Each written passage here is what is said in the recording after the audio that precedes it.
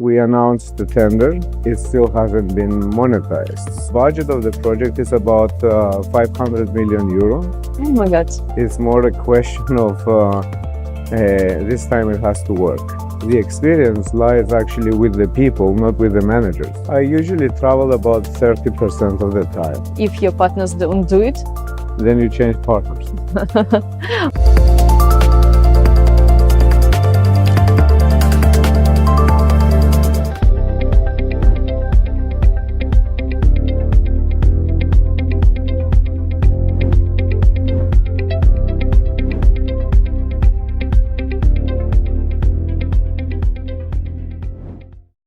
we are shooting today in the city of Thessaloniki, Greece, where we have held the second Midstream Oil and Gas Summit. To be honest, me as an event organizer, I always check the bios of the speakers, or for instance, the CVs of the speakers before introducing them to the event. And I know that you had many startups, you had many projects to be launched. Mm-hmm. Is it true? Well, I've been active, let's say, for many years now. So currently I have the role as an appointment as the chairman of the DEFA, the Natural Gas Public Company of Cyprus. But I did start my first business in '93. So it's not a startup anymore. It's like mature and old in celebrating 25 years now. But since then, I have been involved in many different supporting other, let's say, young companies, and also having roles in different companies of a higher or more mature level. How old have you been when you have started your first career path? If we talk about outside academics, let's say, I think I was 29 when I started my first company. Yeah, I started working before. I mean, I was when I was doing my PhD, I was working at the university, so I was financially independent. But as a company, let's say, the startup was officially launched when I was 29. Have you started alone or with another, so to say, co-owners of the company? Uncommonly, I started alone, but I had, let's say, co-investors in other businesses. So I had a US company that had invested in the idea, and also the Cyprus Development Bank at the time that provided the funding, because you need the money to start a business. No? Yeah, I totally understand. But I think the most important issue in regards of your current role will be for sure DEFA. We know that DEFA is currently launching the project which will end the Cyprus energy isolation. Mm-hmm. So what does it mean? I think Cyprus, being an island and not having any interconnections, whether it is for electricity or gas and so forth, has a very isolated and skewed existence. So everything is dependent on many different things. What we are doing with DEFA right now is we just launched a tender on October the 5th for the introduction of to build the infrastructure for LNG supply to Cyprus. It doesn't exactly close the connectivity of Cyprus with the rest of Europe, let's say. But what it does is, through different arrangements and agreements we've done, it creates a virtual pipeline. So effectively, there will be a flow of gas, let's say, that will provide for the electricity generation. So from that sense, it is a first step for Cyprus, let's say, to go into a more interconnected existence with its neighbors. Why now? Why not, for instance, 5 or 7 years ago? This is the fourth time Okay. that we have tried to resolve to import gas to Cyprus. Mm-hmm.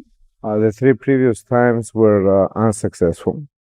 And So the intent has been there. This time, the driving force mainly was the tight restrictions for greenhouse gas emissions from the European Union, which Cyprus is obliged to comply with.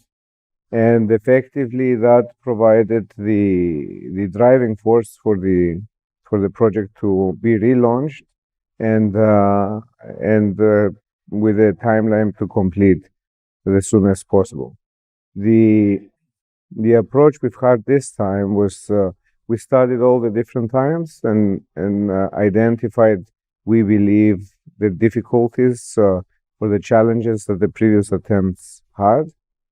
So it's not a question of why now. It's more a question of this time it has to work. So to say the challenges, the main problems that you have faced when you have tried like 3 times before this. In the previous attempts, one of the main challenges was because Cyprus has discovered the gas in the exclusive economic zone. So the perception that you find gas and then very soon you can have it, let's say, for use, was one of the influencers. So let's say, why import LNG if you have your own resources? The reality is that the timelines are not so simple. So gas in Cyprus was discovered more than 5 years ago or 8 years ago. It still hasn't been monetized. So it hasn't come to the surface to be monetized. So even the expectation of having our own gas coming to Cyprus would, by definition, delay the arrival of gas to Cyprus for at least for maybe 5 years. So since we need to meet the 2020 requirements, it does not is not aligned anymore. We are proceeding now to build the facilities for the LNG, and we are eagerly awaiting and welcoming our own reserve. So in regards of LNG import terminals, so bringing LNG, bringing gas to Cyprus, what are the steps of this project? So how will it be launched? What will be the timing for this? On October the 5th, we announced the tender. The tender involves the acquisition of an FSRU and the construction of a jetty-borne pipeline, onshore metering facilities, and so forth, a pipeline buffer, and so forth. We expect the tenders to be submitted end of March, early April, and we anticipate, we hope that we will have a good response to the tender. Assuming that we do get a good response, the intent is to award the project by July this year, right? And then start almost immediately the implementation. How do you think will you finish with it? So when Cyprus will have gas from it? We've given a timeline of 24 months from the date of signature of the contract. So we would, if things go as planned and we are able to award in July, then we would expect the completion of the work to be not later than July 2021. How will this project change the life of people in Cyprus?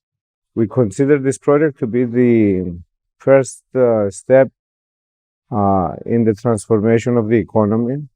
Cyprus, in different ways, Cyprus has, let's say, one of the highest costs for electricity in Europe.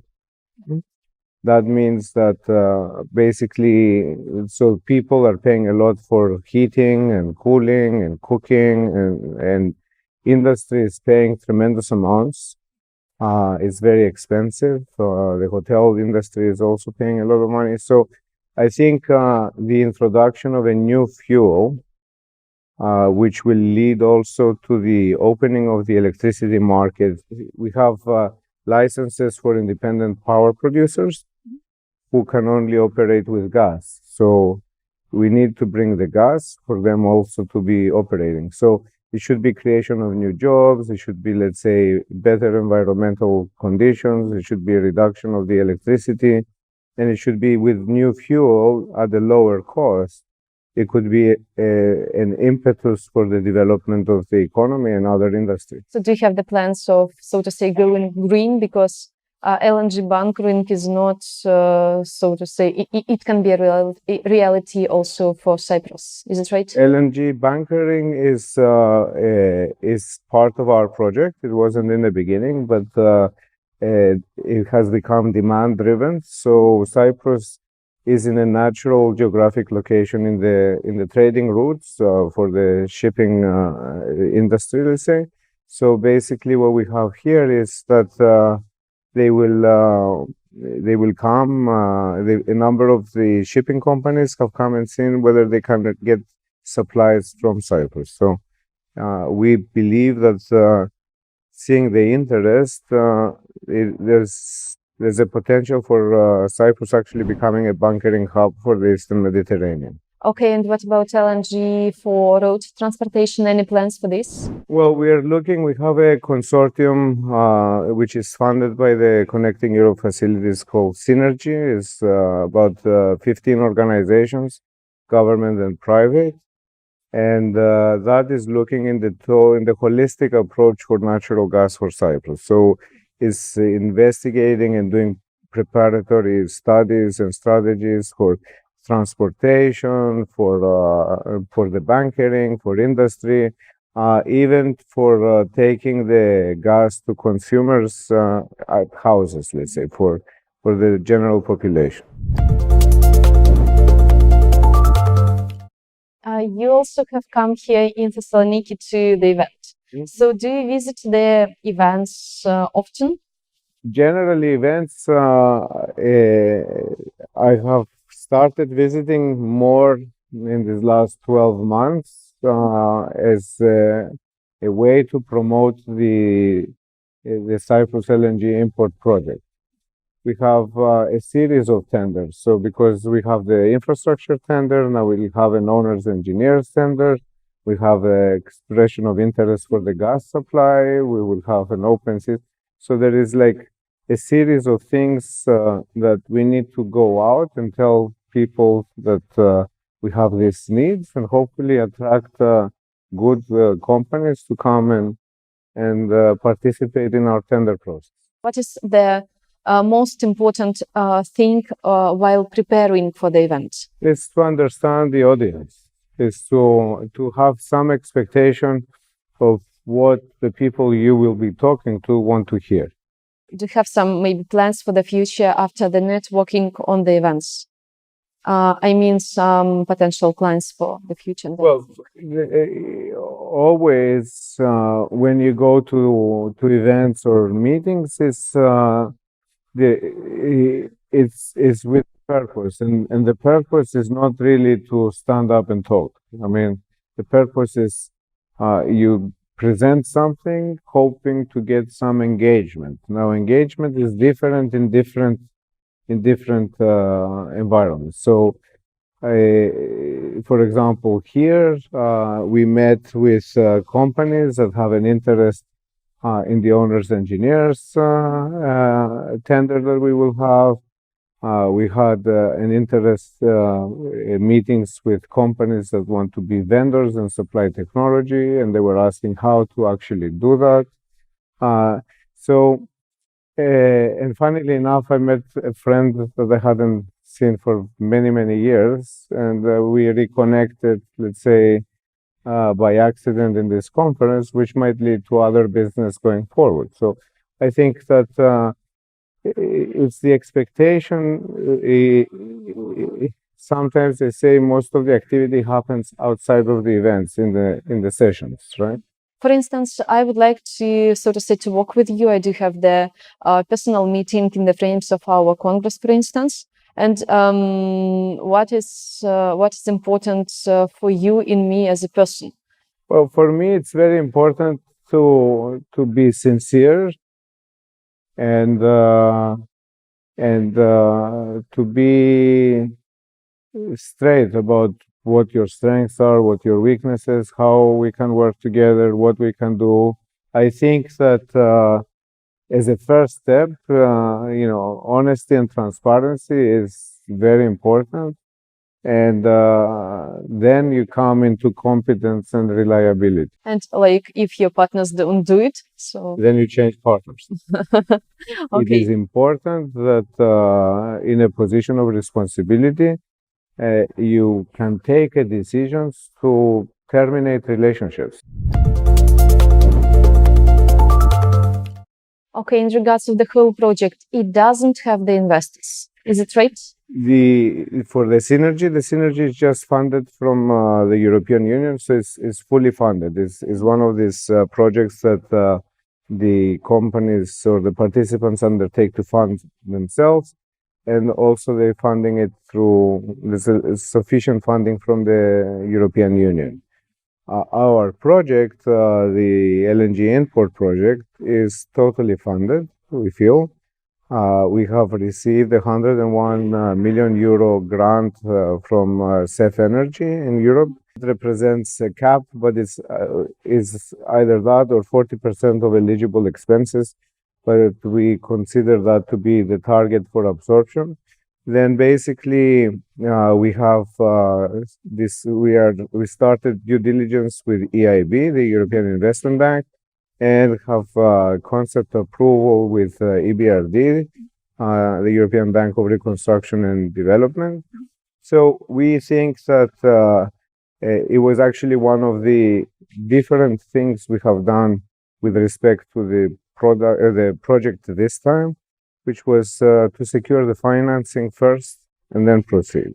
So the financing we feel is in place.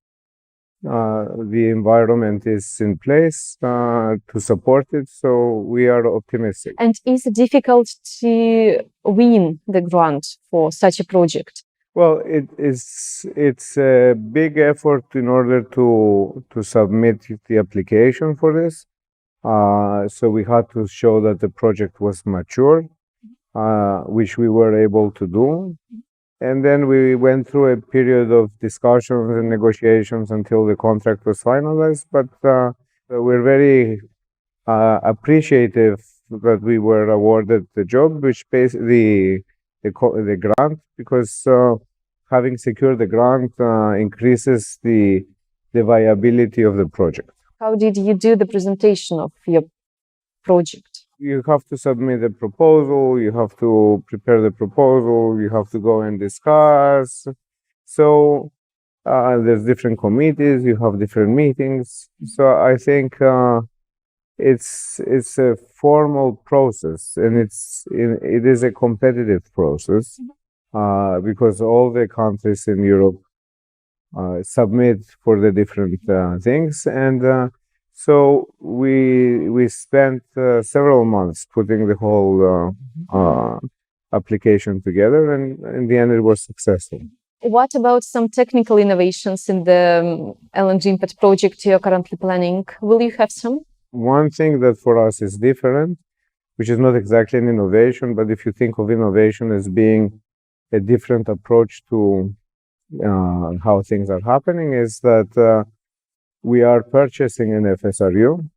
The FSRU market is generally more geared towards chartering. So that is a decision that has been driven by the finances of the project. The second different thing, it's a necessity of ours that may have to lead to innovation for the consortia that bid the job, is that we need the ship owners, the EPC contractors basically, and the operations and maintenance to come as one for this job. So it's one contract that includes all these different things. Okay, if I am, for instance, the FSRU, so to say, seller, you have to find a construction company that is going to build the jetty and the piling and the pipeline. And also you need to find the company that will operate the facility once it has been built. So The budget of the project is about 500 million euro. 300 million euro is for the capital expense, so the ship, the jetty, the pipelines, and so forth.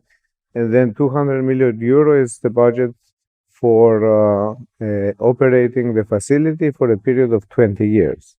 So this is coming out as one contract. Yes, first I know one more European island also have the LNG project, so it is Malta. And do you have any differences or anything in common with the project of electrogas? Well, the commonality with Malta is to the point that it's an island and it has to take LNG, so that they have to regasify and so forth. But their project is different from what I understand from our project, because their project also involves power generation.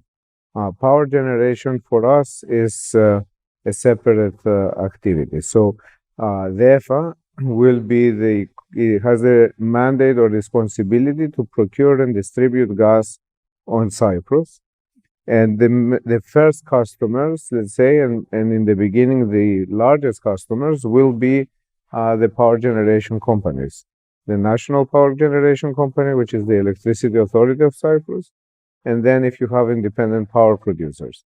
So unlike Malta, we are not combining the two. We just see our facility, our role is to bring the gas and also help competition in the power generation sector to start. Are you from a traditional Cyprus family? My mother is from Greece. Mm-hmm. My father is from, his family is from Cyprus. Mm-hmm. I actually come from a medical family. My father's side is all medical family. My mother, we've been running an art gallery for the last 40 years in Cyprus. So it's, I think, not necessarily a traditional Cyprus family, but definitely one that has been molded and shaped and influenced by the Cyprus reality. And how does it feel to be born, to be grown on the island? So are you open to Europe? Being born in Cyprus gives you a very interesting perspective on life, because the country is European. It complies a lot with Europe and Southern Europe and so forth. But at the same time, Cyprus is the proximity to the Middle East gives it a different understanding of the region. So we're actually we're born and raised and operate in a fault line of civilization. So you have the Middle East civilization, the European civilization, and Cyprus kind of marries everything together. I know that you have studied abroad. Is it right? I've done my bachelor's degree in the United States. I did a chemical engineering degree at MIT. And then I did my doctorate, my PhD at Imperial College, again in chemical engineering in London. Oh, impressive. You have PhD in chemical engineering, but how did it happen that you are currently in LNG, that you are currently having the general manager, so chairman position? Well, at some point in life, you choose directions. So the direction I took was more in terms of business development, sales, management, on an executive role rather than a technical role. I do miss the technical role sometimes, but because it's a completely different world. But I think it is a choice that you tend to do sometimes as a turning point in your career, that you have to take a direction. How did you accept your position as a chairman, so the biggest boss in the company? I have been involved in different roles for public service, let's say, for many years now. And I think that this is very close to my profession, let's say. So, and undertook the role because I wanted to be successful. So I felt the responsibility to take it on and bring it through. So that's the... And as a director, as a big manager, are you inspired more by ideas or by people? How do you think? I think you can't separate because it's very important to have good people, and good people also have good ideas. So as long as you give the space and the room and the opportunity for people to express their ideas, it doesn't mean that all ideas will be adopted. So you need to introduce the right level of culture. But let's say the more they think and the more they come up with suggestions, then the better things you get. So you need to encourage people to take responsibilities. And maybe some kind of advice. How do you encourage people to express good ideas, to take responsibilities? The way that I interact with people is generally I ask them to come up with suggestions, or I drive them to come up with suggestions. Or if you come to me and tell me, what do I do here? My first question would be, well, what do you think we should do? So, and then if you don't have the experience, then I can work with you in order to come up with something. But in a lot of the things in our field, the experience lies actually with the people, not with the managers. So you need to be able to get the people to use what they know, but they don't realize that they can actually shape in a certain way in order to get your answer. Yes, to find, so to say, in them the resources to be open and to share the ideas. I totally agree. And in regards of also the management, there are three types of the directors. So it is operational, inspirational, and informational. How do you think, which kind of you? Well, I think that you have to find some of the people working for me to answer that. So I think that I don't necessarily agree that it's either or, because at times you have to be really tactical and operational. At different times you have to be strategic. Different times you have to inspire, let's say, create a confidence, and generally in bad times you have to inspire people to continue working. So I think, and the third one you said was? It was informational. Information. Information, as so I it is said, usually is statistics, tables. That is maybe is very important in order to be able to convey your message, in order to be able to have, let's say, the right operational approach, but also to create the right strategy and drive inspiration. I'm more a believer that you have to deal with everything all the time. Yes, like 1/3 of each of the type. Or 100% of each of the time. Do you have a lot of, so to say, helpers, your assistants? So, for instance, the top managers in your company in DEFA? In DEFA, DEFA is like a 10-year startup. So we're using DEFA. It's a very small in terms of number of people actually in DEFA today. But having said that, we have also a strong board of directors, and we are using an extended network. So if you were to look at, let's say, the actual staff of DEFA, it's very, very limited.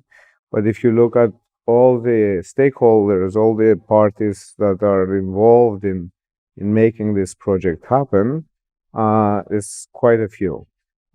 So the challenge today is, let's say, to be able to manage and drive and engage all the different parties from all the different organizations, whether they are, let's say, government, semi-government, private, or, let's say, consultants that we use as DEFA, in order to achieve a common goal, which is, let's say, the implementation of this project. Part of the job that we have is actually also to build DEFA as a proper organization through the recruitment of the right personnel. And how do you overcome such challenges with so many parties involved in the project? You communicate, exchange emails, telephone calls, meetings, traveling, as you would do in any normal kind of, let's say, business where you have an executive role with many stakeholders. So the main objective is to get everybody to commit to the common goal and to contribute. And we have successfully demonstrated that by getting a lot of people and a lot of departments working to submit the application for the European funding, which we have done. We were successful. We secured that. We secured the funding for the, let's say, for the financing. We've done all the preparation for the tenders. So it's a project that is alive and going, and there's more people involved than what might appear. And without the contribution of everybody, we would not be able to be where we are today. About social media.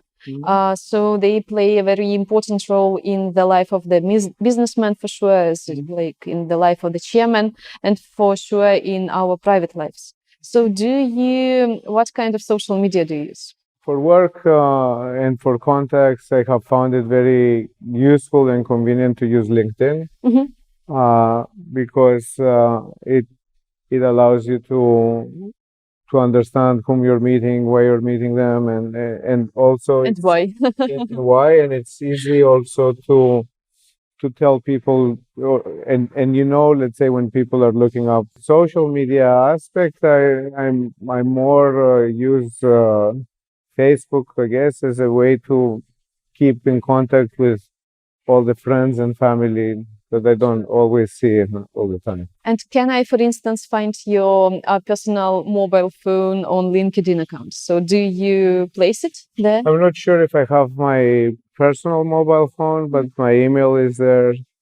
Maybe there is a telephone for my office number, but not my cell phone. Do you accept many calls? I mean, like your telephone is always switched on or switched off?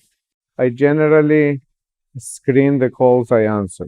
So I don't, otherwise I would be answering my phone all the time. So, I talk to everybody that makes sense, but usually they send me a message saying, I'm so and so, and I want to talk to you about this, because otherwise, like now I've switched off my phone. Otherwise, my phone would be, oops, I have to take this.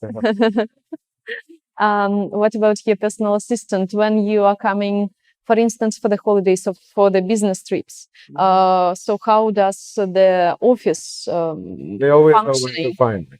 Okay, they always know how to find you, but do they, so to say, disturb you always with questions, with something? As an example, I don't interact with for work, for example, on the weekend, because it's personal time. However, if there is an important, so if I get a call on the weekend, let's say, then it means important, it's important. So of course I will take the call, and of course I'll do whatever it needs. But no one will call me just because they have a question on the weekend. So we try to maintain a balance.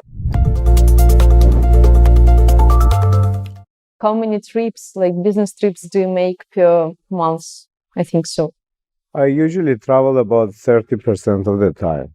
Oh my God, impossible.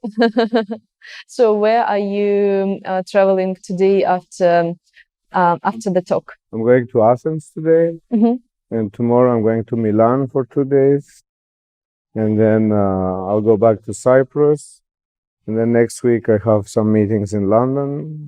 Oh my God! And how do you manage to operate everything? Like you operate the company, you meet with stakeholders, you also go to the events, like presenting your project, presenting your company. I don't think about it. I think if you start thinking about it, then you have to, then you end up with challenges. So I think, let's say, I know what I need to do. and basically and I know by when they need to be done, and I do try to, when it's up to me, I do try to meet my deadlines. So you try never to postpone anything, because once you postpone something, then it piles up, and then it's difficult to catch up. Yeah, like big So- deadlines are becoming big and so on and so forth. Mhm. What about your, so to say, holidays? So how do you spend your free time? Holidays, usually I go with my family, and well, there's three types of holidays. The resting holidays are the ones that I stay home, because when I travel as part of the work, it's nice to just stay home and relax at home. Do nothing, a little bit. That's right. Then I do enjoy doing short trips, like 3 or 4 days, just to recharge the batteries, so to speak. And that would normally be in, let's say, it's either a weekend on the beach, or let's say on the mountains, or a city break to go and visit a New city, for instance. Mhm. And then I tried once a year in the summer to take like a couple of weeks to travel with the family, go around in different countries. Mhm. What is your favorite country for holidays, for visiting with friends, with I think family? it's very difficult to say, because as someone who has been traveling now for 25 years, so or more, then you tend to learn to appreciate things in all the different countries. How do you manage to organize everything and, so to say, to be effective, to be productive? Well, I think these days, with the communication and the internet and the telephones and the emails and Skype and WhatsApp and everything that is available to you, basically you are able to even have virtual face-to-face discussions with people through video conferencing, or participate in conference calls and so forth. So it's a state of mind rather than, let's say, for me. So as long as you're able to monitor and keep knowing what the whole thing is about, you are able to interact and engage. Of course, the need for personal interaction, face to face, I don't think will ever go away, but it is not always necessary. Mhm. So finding a right balance, I think, is what enables you to do different things. Mhm. And how much time do you spend with your family? Well, I always normally, let's say, I make a point that my weekends and holidays are always with the family. Mhm. So like this week, I will fly back on Friday. I will fly out again on Monday. Mhm. Now my children have grown up, so they have their own life and so forth. So it's not the quantity of time; it's more the quality of time that you spend with them. Mhm. And how do you usually spend your free time? Any activities, any hobbies? I'm involved in art, so I collect Cyprus art. I play music. I play the guitars. So Are you famous in Cyprus? I used to be when I was younger. I used to play with a band and have concerts and so forth, but then Oh my God. work has taken a different direction. So, and also in the summer, I enjoy going sailing on the weekends. You have many friends, and also in Greece, in Thessaloniki. Is it right? So how do you manage to meet with them? Also via Skype, or how does it I take? have a very honest, let's say, relationship with my friends. So I have friends all over the world. So when we meet with good friends, it's like time hasn't passed. So I think that is what is important with your close friends, is to be able to achieve a seamless existence. So when you actually meet with them, you are able to interact and so forth. You do keep in touch with email every now and again and so forth, but it's like re-engaging when you actually are in the same place in the same time. The blitz questions. I will ask you short questions, maybe with short answers. The Okay. first one will be about Cyprus. So, how do you think? What is the most common personal trait of people from Cyprus? You're hospitable. Imagine an animal. What is it? Panther. Glass half empty or half full? Full. Which global issue you would solve for the first? Hunger. And what about maybe the issue in regards of oil and gas industry? Optimizing the efficiency in terms of clean fuels. What do you hate the most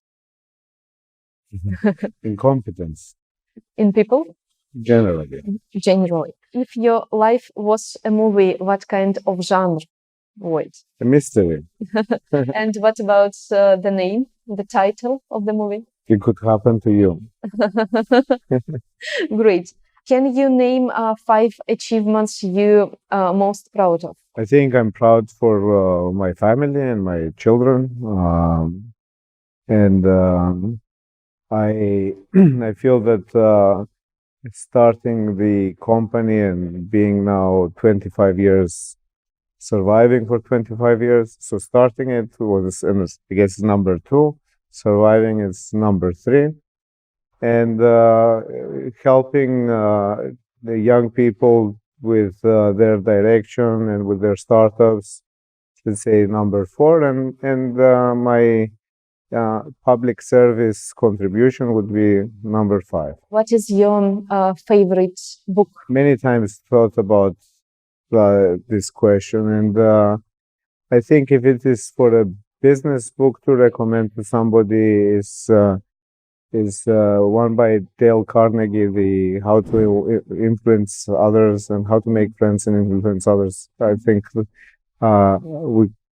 we can find the name for that. Daniel Carnegie, I know. So I think that is a very important book for people to read and get to understand how life, the universe works. If it is a personal book, maybe your favorite author. I like different mystery novels. I like so I don't have a specific. I like science fiction books. Like I like the Hyperion series of Dan Symeons. I like Grisham's mystery novels. So, and some of the older ones like Jean Le Carré, the spy novels. So I'm not very high on romantic books, but usually things that make you think also while you're reading them. And maybe like changing, so to say, your way of thinking. The last question will be, what mobile app is your favorite? So the most usable? The camera. The camera? So do you do many photographs? I do many photographs. Is it? And then it becomes an issue of how to try to organize and choose, which I never do. So I have thousands of photographs. So now we do have the passing on episode. So I'd like you to pass this ball to our next guest, to the person, top manager from oil and gas industry. All right. So I'd like to pass the ball to Dimitris Fesas, who's the general manager of the Cyprus Hydrocarbons Company, who should be able in a very near term to make significant and interesting announcements about the developments of the hydrocarbons in Cyprus. And do you have any specific questions that we should ask him? Well, I think you should ask him about the progress of the efforts of the Cyprus Hydrocarbons Company to monetize and discover gas in the Cyprus exclusive economic zone. Okay, thanks. Well. Thanks a lot.